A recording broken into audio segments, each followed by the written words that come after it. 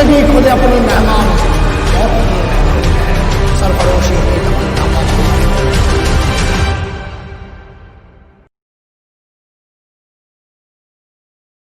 तो बात हम करते हैं अब क्रैमर्स रूल के लिए। तो क्रैमर्स रूल में दो तरीके होंगे, या तो आपको वहां पे क्रैमर्स रूल देखिए, सबसे पहले तो मैं आपको बता दूं कि बहुत इंपॉर्टेंट है आपके एनडीए के एग्जाम के पॉइंट ऑफ व्यू से, काफ़ी बड़ा रोल प्ले करता है ये, और इसके क्वेश्चन ज़रूर पूछे जाते हैं। एंड यहाँ पे मैं आपको बता दूं क्रैमर्स रूल में बेसिकली आपको या तो दो इक्वेशंस दिए होंगे या तीन इक्वेशंस दिए होंगे, या तो दो इक्वेशन गिवन होंगे या तीन इक्वेशन गिवन होंगे, और इसमें वो यही पूछेगा लाइक कि ये दो इक्वेशन या ये तीन इक्वेशंस का सॉल्यूशन क्या है। तीन तरीके के, तीन से चार तरीके, पांच तरीके के सॉल्यूशन होते हैं। जैसे सबसे पहले यूनिक सॉल्यूशन, नो सॉल्यूशन, जिसको हम लोग इनकंसिस्टेंट भी बोलते हैं, एंड साथ ही साथ आपका सॉल्यूशन होता है मैनी नंबर ऑफ सॉल्यूशन, या हम लोग इसको बोले infinite number of solution, and zero solution और non zero solution, plus trivial solution, non trivial solution. Trivial solution, non trivial solution, ये दोनों आपके मिलेंगे आपको जाके मैट्रिसेस में। यहाँ पे नो सॉल्यूशन, इनकंसिस्टेंट, जिसको हम वही नो सॉल्यूशन को ही बोलते हैं, मैनी नंबर ऑफ सॉल्यूशन या इनफाइनाइट नंबर ऑफ सॉल्यूशन, या आपका unique solution, zero solution and non zero solution, ये मिलेंगे।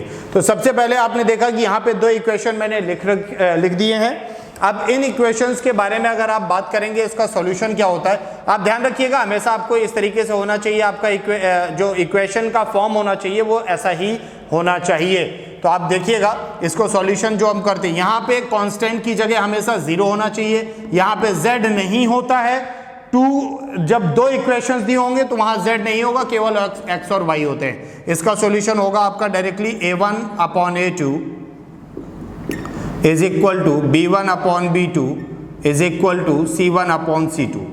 अब इसको इसमें क्या क्या चीजें रहेंगी, किस तरीके से आपको इसको सॉल्व करना है, ध्यान दीजिएगा।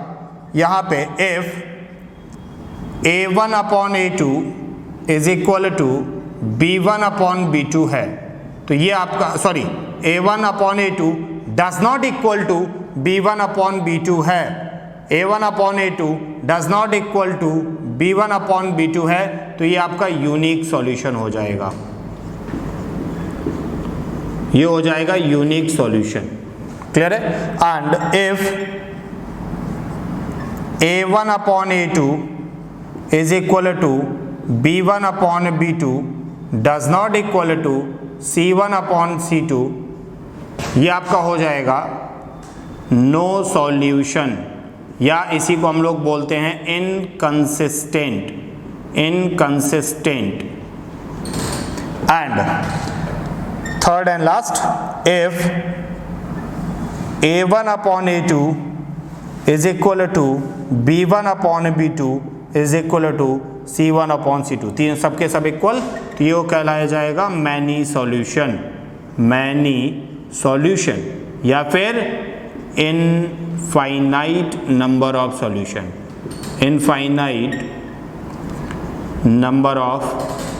सॉल्यूशन, अब हम डायरेक्टली क्वेश्चन के बारे में बात करेंगे। तो मेरे सामने क्वेश्चन दिया है, द सिस्टम ऑफ इक्वेशंस, यहां पे दिया हुआ है the system of equations, The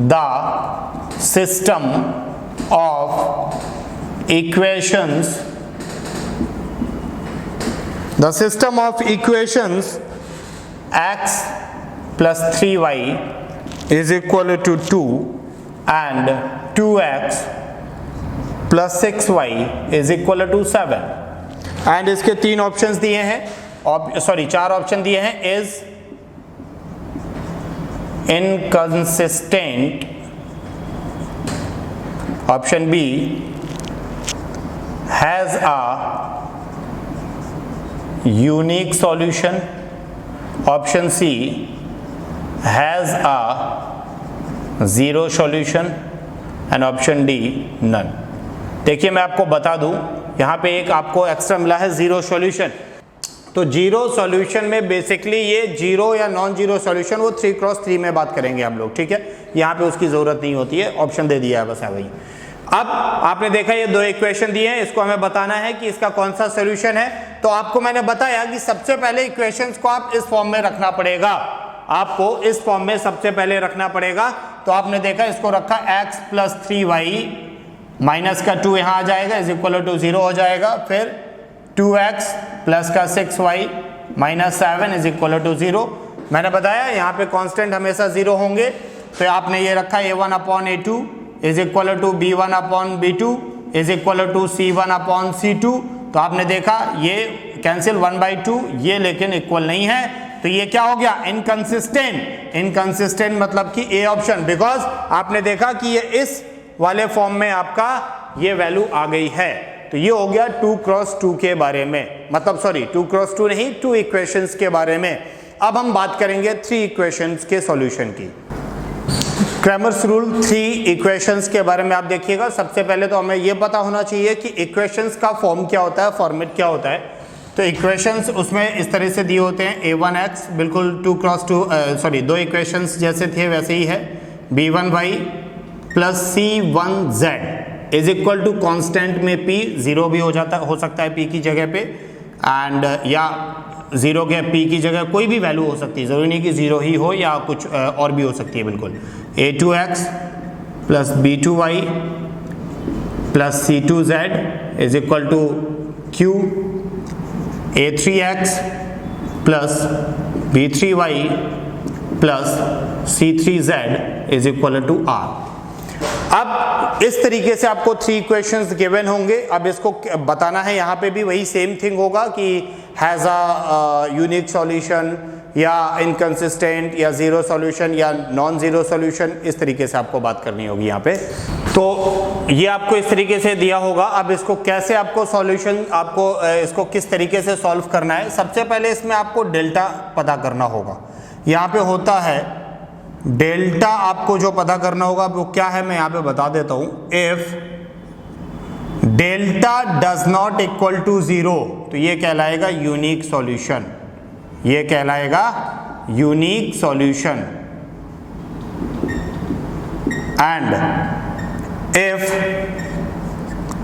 delta is equal to 0 but delta 1 या फिर डेल्टा 2 या फिर डेल्टा 3 में कोई भी डज नॉट इक्वल टू 0 होगा, तो आपका वही नो सॉल्यूशन या फिर इनकंसिस्टेंट।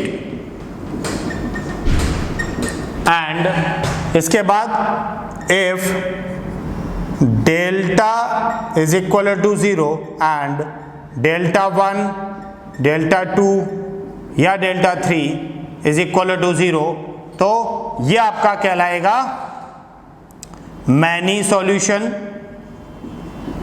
या फिर इनफाइनाइट सॉल्यूशन, इनफाइनाइट। क्लियर है। एंड इसी में याद रखिएगा एक चीज और होती है, if delta is equal to 0, delta is equal to 0, तो ये आपका डायरेक्टली नॉन जीरो सॉल्यूशन भी कहलाता है, या फिर delta does not equal to 0 तो ये आपका जीरो सॉल्यूशन भी कहलाता है। अब इसके आगे हम डायरेक्टली, अब डेल्टा और डेल्टा 1, डेल्टा 2, डेल्टा 3 आप कैसे फाइंड आउट करेंगे, हम इस बारे में देखते हैं। तो गाइज अब हमें सबसे पहले जानना जरूरी है कि डेल्टा 1, डेल्टा 2 और डेल्टा 3 कैसे हम फाइंड आउट करेंगे, या डेल्टा हम कैसे फाइंड आउट करेंगे जब हमें 3 इक्वेशंस का क्वेश्चन गिवन होगा। अब वहां पे इसके बाद जब आपकी डेल्टा की बारी आ जाएगी, तो डेल्टा सबसे पहले आपको डेल्टा इज इक्वल टू, यहां पे डेल्टा जब आपको लिखना होगा तो डेल्टा का सीधा तरीका होता है, आप x के कॉलम में x के सभी आप एलिमेंट्स लिख दीजिए, मतलब a1, a2 एंड a3। दूसरे कॉलम में y के सभी एलिमेंट लिख दीजिए, b1, b2 एंड b3। तीसरे कॉलम में आप z के सभी कोफिशिएंट लिख दीजिए, दैट्स इट। तो ये आपका हो गया डेल्टा। एंड डेल्टा 1 जो को आप फाइंड आउट करेंगे। बस अब डेल्टा 1, डेल्टा 2, डेल्टा 3 में डिफरेंस इतना है कि जो आपका डेल्टा होता है उसमें डेल्टा 1 में पहला वाला कॉलम आपके कांस्टेंट से रिप्लेस हो जाता है, जैसे आप देखिए यहां हो जाएगा PQR, बाकी सेम, बाकी सब सेम, दैट्स इट। एंड फिर डेल्टा 2 वैसा ही, डेल्टा 2 में जैसा डेल्टा 1 है, अब यहां पे क्या होगा, यहां पे दूसरा वाला कॉलम रिप्लेस हो जाएगा किन से, कांस्टेंट से, बाकी सब सेम। मुझे लगता है ये डेल्टा 2 है एंड डेल्टा 3 आप समझ गए होंगे कि डेल्टा 3 में यहां क्या हो जाएगा, PQR, ये सब कुछ वैसा का वैसा ही रहेगा। अब हम इसके बाद मैंने आपको बाकी चीजें आपसे डिस्कस कर दी हैं। अब हम डायरेक्टली सीधे जाएंगे हम कहां पर, अपने क्वेश्चन पर। आप अपनी स्क्रीन पर क्वेश्चन देख रहे होंगे, वहां पर लिखा है the system of equations x plus y plus z is equal to 3, 2x minus y plus z is equal to 2, and third equation is 3x plus 6y plus 4z is equal to 20 has a unique solution, no solution, an infinite number of solutions, या फिर zero solution as the only solution। अब हम अगर solution की बात करेंगे तो ये आपके 3 इक्वेशंस इस तरीके से आपको दिए हुए हैं और यहाँ पूछा गया है कि ये इसका सॉल्यूशन क्या होगा। तो वही सेम थिंग, सबसे पहले हम डेल्टा फाइंड आउट करेंगे और अगर डेल्टा हमने फाइंड आउट करना है तो 1 2 3 1 minus 1 6 and 1 1 and 4। अब कभी जैसे अब यहाँ पे एक ऑप्शन दिया है zero solution, non zero solution, तो मैं आपको बता दूं कि अगर ये does not equal to zero हो जाएगा तो ये आपका जीरो सॉल्यूशन हो जाएगा या फिर यूनिक सॉल्यूशन हो जाएगा। अगर does not equal to zero है तो या तो इनकंसिस्टेंट होगा या फिर मैनी नंबर ऑफ सॉल्यूशन होगा और या फिर नॉन जीरो सॉल्यूशन हो जाएगा। कई बार क्या हो सकता है कि आपसे वो डायरेक्टली आपको ऑप्शंस दे, ये इक्वेशंस दे दे और इनमें से एक्स वाई जेड में किसी भी इक्वेशन में किसी भी एक्स वाई जेड का कोएफिशिएंट आपको कुछ भी दे सकता है, लाइक के पी, ऐसा कुछ भी आपको दे सकता है। कोई एक छोटी सी एक कोई भी वैल्यू यहाँ पे लिख देगा और उस वैल्यू उस चीज की आपसे वो वैल्यू पूछेगा और बोलेगा ये equations has these equations has like zero solution, non zero solution, then what is the value of k p, ऐसे कुछ भी, तो आपको डायरेक्टली वैसे ही फिर सॉल्व कर देना है। एंड यहाँ पे आपने देखा डेल्टा आपका क्या आ रहा है, 1 minus 4 minus 6 minus 1 8 minus 3 and plus 1 12 and plus का 3। आपने देखा ये हो गया माइनस का 10 एंड ये हो जाएगा माइनस का 5 एंड ये हो गया प्लस का 15, तो ये आपका जीरो आ गया। अब आपने देखा डेल्टा जीरो है तो ये जीरो सॉल्यूशन तो नहीं हुआ, नॉन जीरो सॉल्यूशन हो गया और प्लस या तो इनकंसिस्टेंट होगा या फिर मैनी नंबर ऑफ सॉल्यूशन होगा। तो अब यहाँ पे चाहे तो आप डेल्टा 1 फाइंड आउट कर लीजिए या डेल्टा 2 कर लीजिए या डेल्टा 3 कर लीजिए, कोई एक फाइंड आउट कर लीजिए, उसी से आपको पता चल जाएगा। तो हम सब अब यहाँ क्या करते हैं, हम यहाँ फाइंड आउट करते हैं डेल्टा 1 से बेस्ट होगा कि आप फाइंड आउट करिए डेल्टा 2। क्यों? क्योंकि इसमें 6 थोड़ा सा ज्यादा वैल्यू लिखी हुई है, बेहतर होगा। आप या कोई भी कर सकते हैं, डेल्टा 1 ही कर लेते हैं हम लोग। 3 2